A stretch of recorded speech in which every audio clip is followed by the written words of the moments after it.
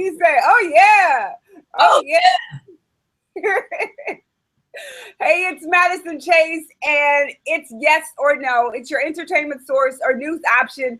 And I am super excited to talk about Jesse Williams' BET Humanitarian Award speech. And it has, for me, that speech, we'll talk about the opinion. I'm just going to read the speech, and then I have some questions that I wanted to ask Stef.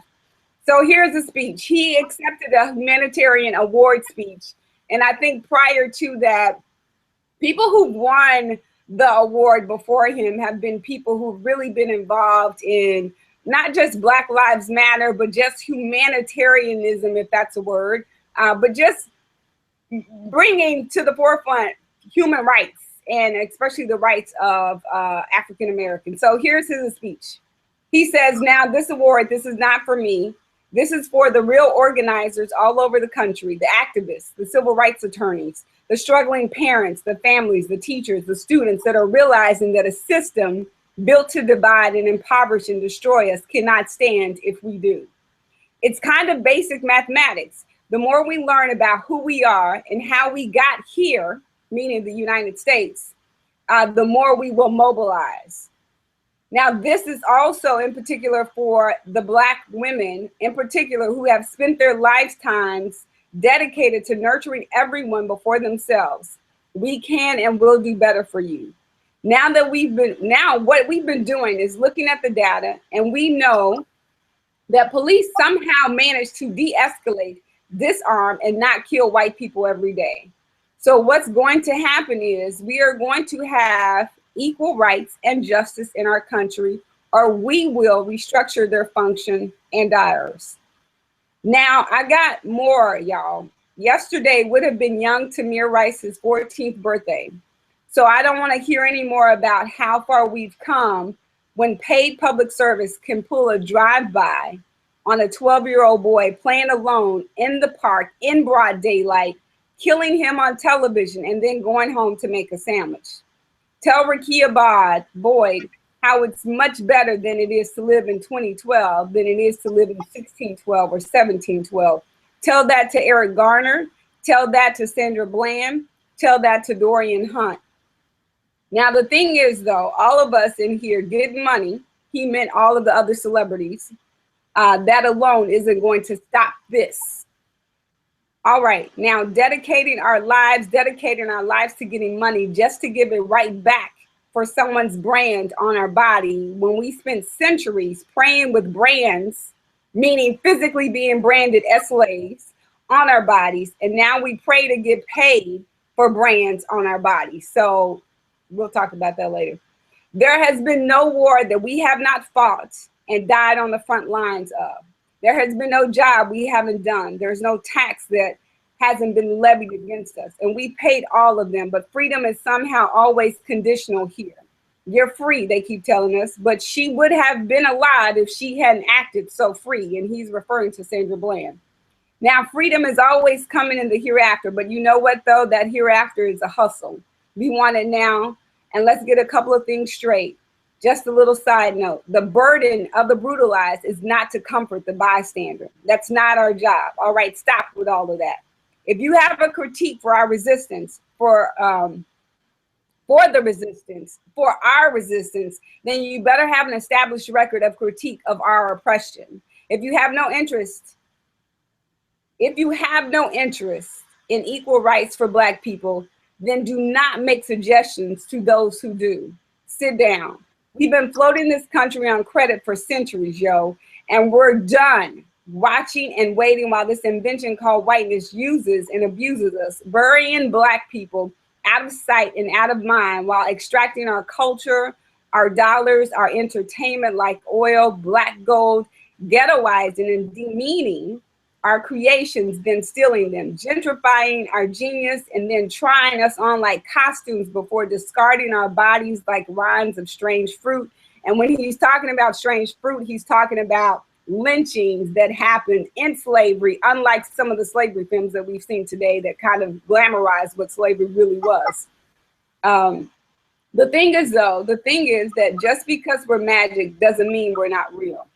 And he said thank you, and the crowd erupted. So, yeah, I'm not going to offer my opinions just yet, but I will, because I have a lot to say about this speech. For me, was equivalent to Dr. Martin Luther King's speech during civil rights, the I Have a Dream speech. So, Steph, I had some questions for you, and I know we didn't even introduce ourselves. Steph, I'm sorry. I'm so like, this speech is so amazing to me. But Steph, say hey to the people. I'm sorry. I just went into it. I'm sorry. It's all good.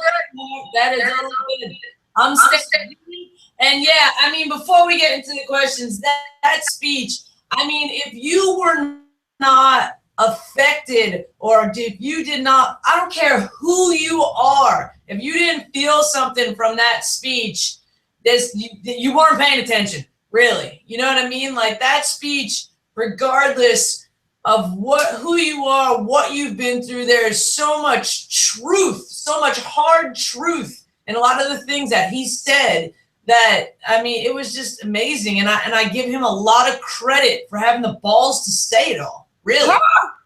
How? When you say like, he had all the people in the audience, like, he had all of their balls put together. And like, I think it's one thing to have a huge platform like he has, like being on a #1 show. Like, Grey's Anatomy is not like, you know, the show on the busted cable network. Like, it's on a major network.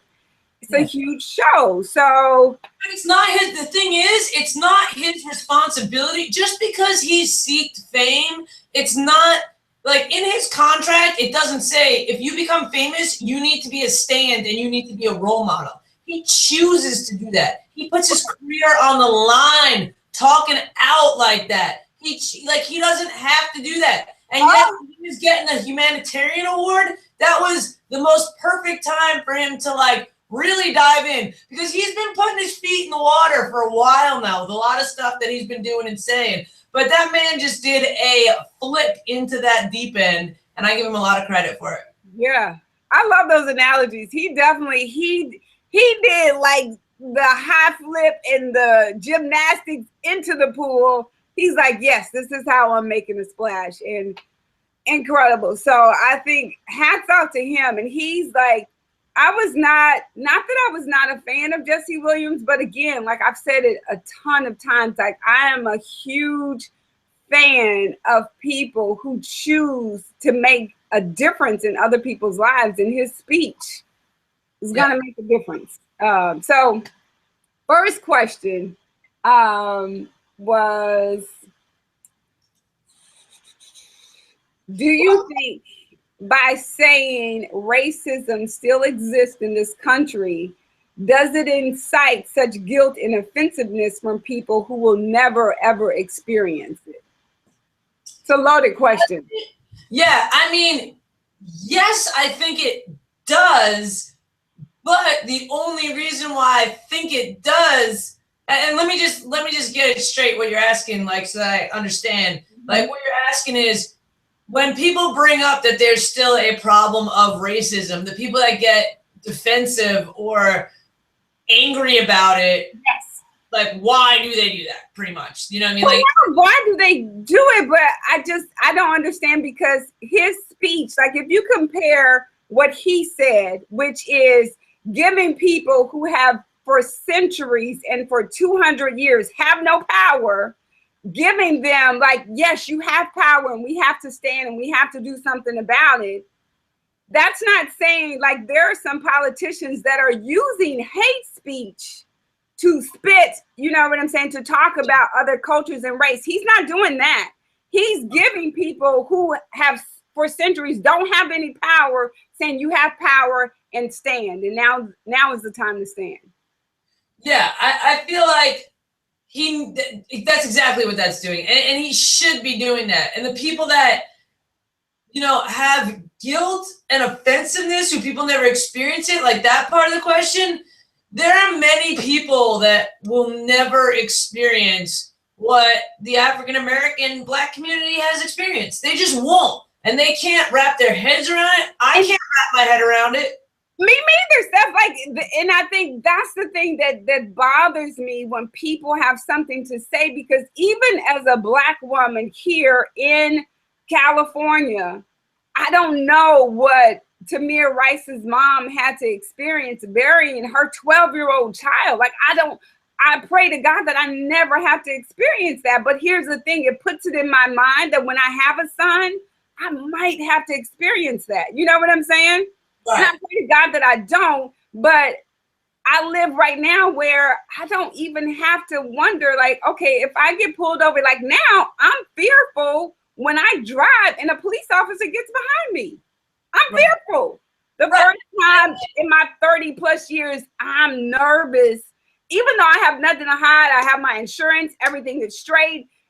But so was her stuff. Like she didn't even get pulled over. And that's the thing about Sandra Bland, is that when she got pulled over, he didn't write her a ticket for anything other than not putting out her cigarette and other than not putting on her blinker to pull over. Which is great. Which is looking for a reason. He was looking for a reason. So for simply not turning on her blinker, this woman died in prison. Like, so I guess it's, and we don't really realize too, like when we look at veterans who come back from this country, I mean, who come and serve our country and then they come back to the United States, that post-traumatic stress disorder, it's a real thing. And I think Black people, we don't realize how affected we are when we continue to see that kind of stuff where we're treated like animals. We're not treated like humans at all. And so this is the first time that I'm not only aware of it, but I'm aware of it in the sense that it's happening to pre-teenage little boys and little girls. You know what I'm saying? So the likelihood of me not having kids to experience that it's very real to me, and it makes me nervous. So I think when you feel like you're powerless, the best thing you could do is stand together, and that's what his speech was about. No, I agree with you in that. So I totally agree with you that, and you know, it's you know, the type of person I am, it's fortunate and unfortunate that I can't completely understand what you feel. Like, it's fortunate, yes, you know, to be all honest, because like I don't worry about it in that way. But it's unfortunate because I don't worry about it in that way, I might not always be aware that you, my friend, who I don't see color, I just see friend, has to experience that. So sometimes you don't know. And I think right there is what so many people can't do and accept and admit. You know what I mean? Like, I can admit that I wouldn't have thought about that the same way as you would because we look different. But because you and I don't see each other as different, it just doesn't occur. And that, I think, right there is the biggest picture about this whole thing, is that so many people, if they're not directly affected by something like this or know someone that's had something happen, it just doesn't even occur to them that it could happen or that it does happen the way that it does. But there's facts, there's statistics that these things are happening time after time after time again. So I can understand that as someone who likes to do research and understand situations. So I can, you know, surface level understand what's going on and emote from that as if it would be me, but there's no firsthand feeling as like you might have. Yeah, absolutely. And I think that's the thing too. Like, even, you know, some people, when we talked about the Orlando shooting, and some people are, if you've never lost anyone in your life, then you can't even imagine what that feels like to lose someone.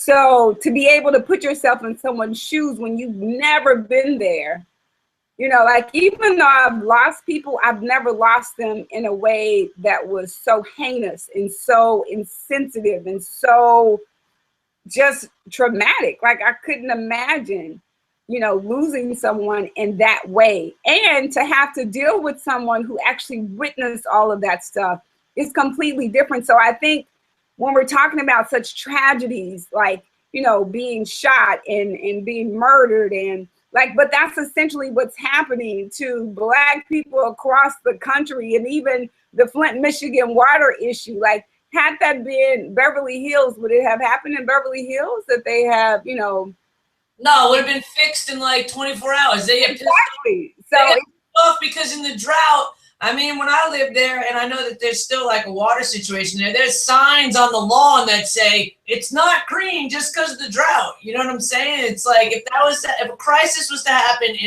in a very wealthy, predominantly or dominantly white neighborhood, it would be solved, I think, a lot quicker. And for people to say that's not true, even me as a white person to say that's not true, I think they're a little bit deluded. yeah, absolutely. Okay, so second question. I'll try to go faster, but I'm very passionate. Right, I got you, girl. That's all right. That's all right. If someone accuses you of being racist, does your passion and defense mean that you are indeed racist?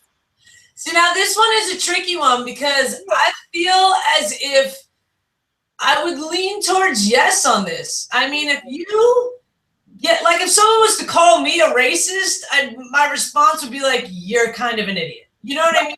Because I know that I'm not a racist, and I know that I do research, and I know that I like to be, aware of what's happening in my world. And I grew up, and I think for me, a lot of it is I grew up next door to a black kid, and he's been my best friend for, over 30 years. And today, like, we live different lives. He lives in San Diego.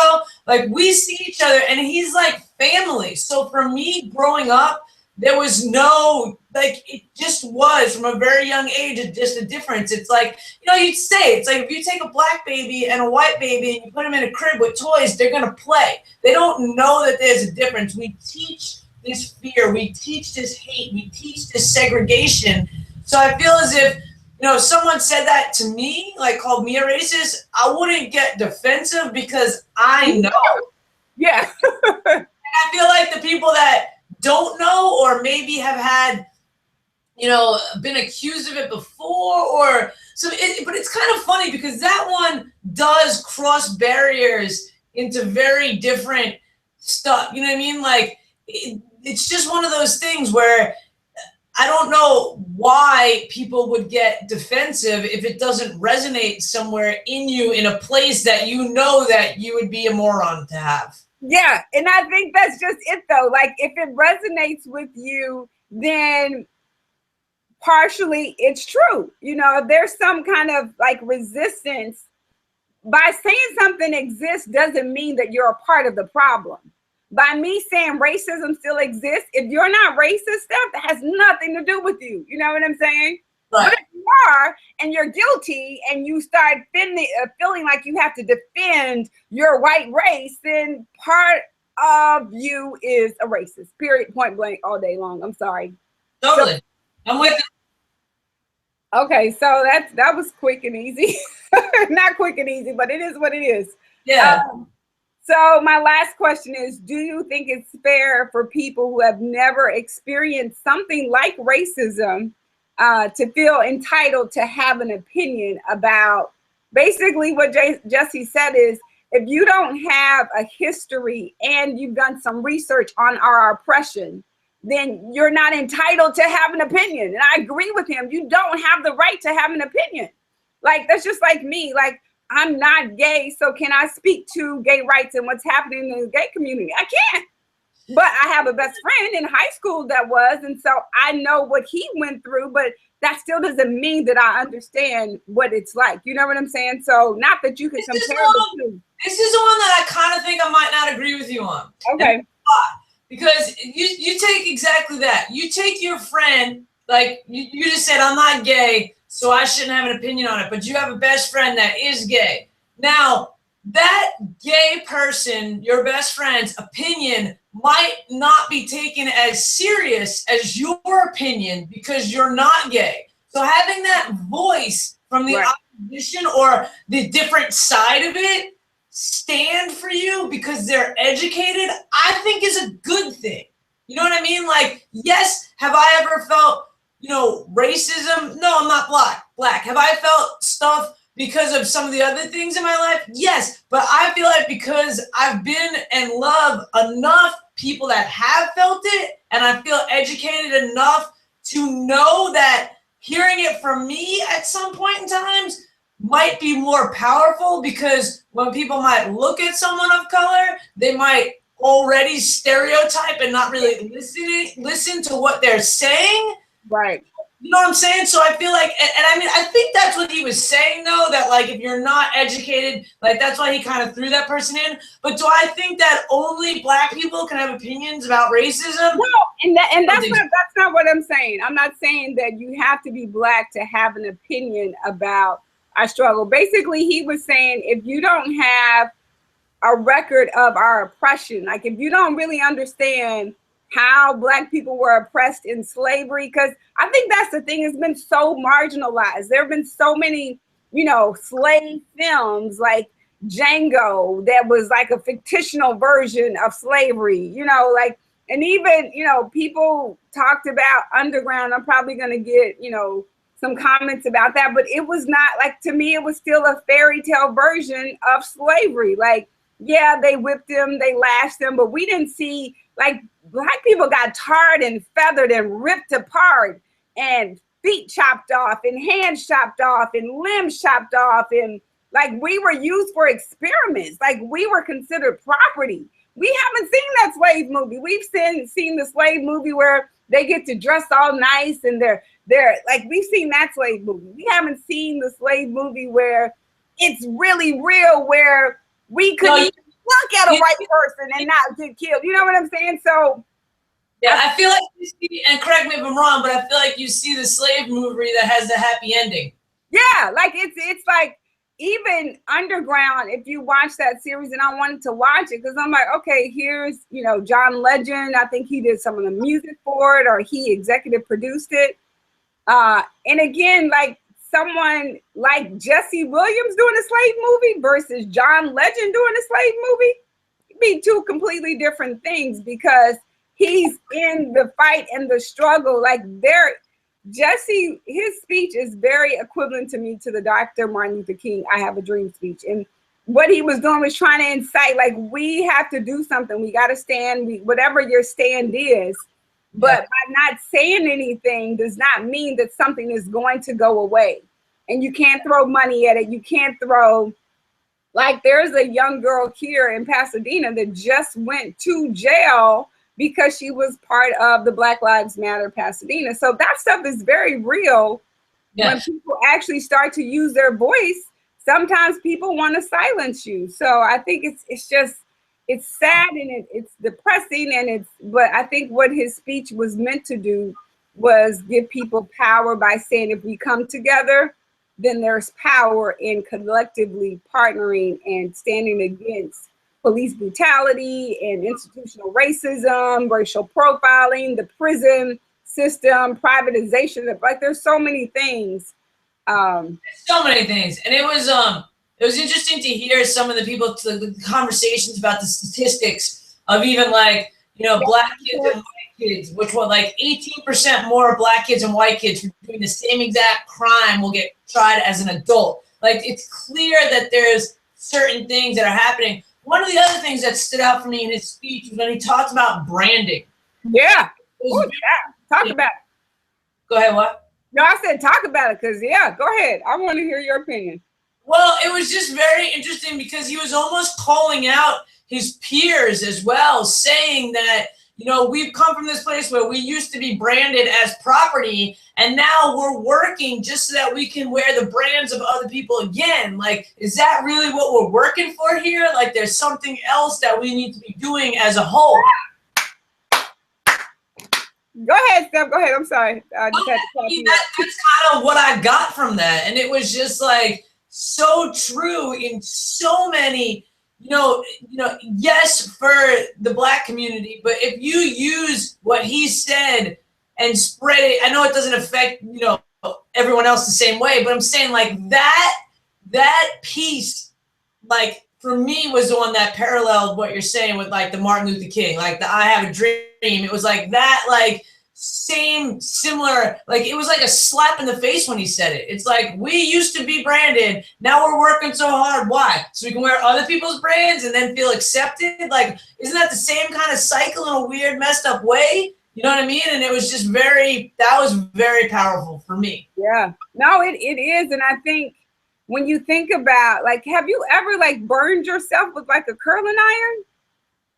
Girl, I don't curl this.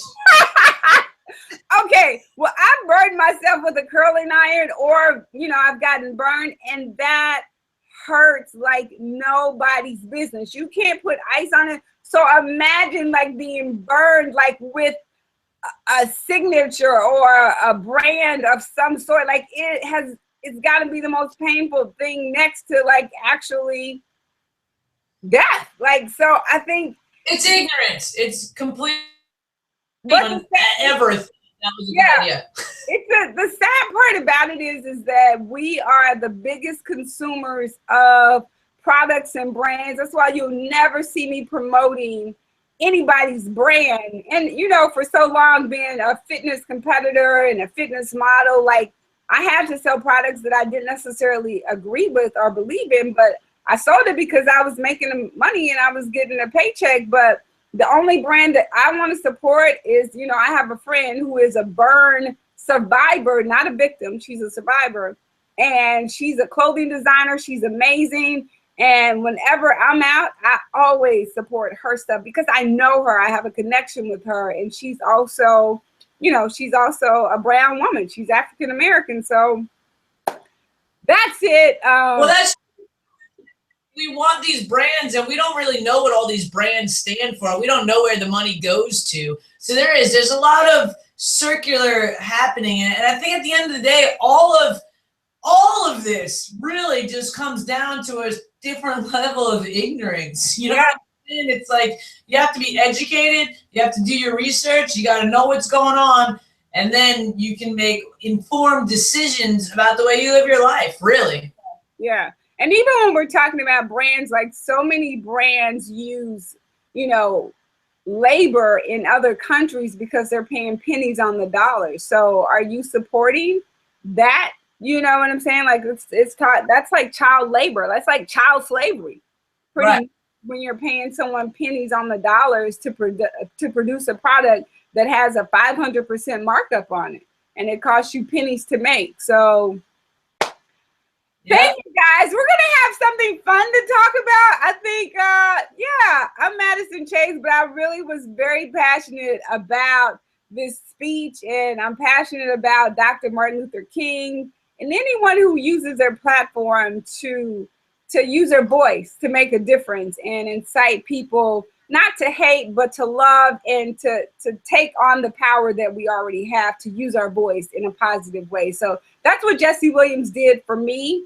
And I hope you walk away from watching this segment that this is not meant as a hate speech. This is meant to empower people who for so long have been and felt powerless. So thank you, Jesse Williams, and thank you, BET, for the Humanitarian Award, and his parents. I thought that was one really great thing that he paid honor and tribute to his mom and his dad and his beautiful wife. So I'm Madison Chase, and my social media, you can find me at One Mad Chase on YouTube, Madison Chase Fit on Twitter, and One Madison Chase on Instagram and Pinterest and all of that other stuff. And Snapchat, you can find me there too, but I'll put that all in the hashtag below, in the box below. So please leave your comments because we want to know what you thought about the speech. And I'm actually going to leave the link so you could actually see his full speech and watch it for yourself and leave a comment. So Stef, tell them where everybody can find you.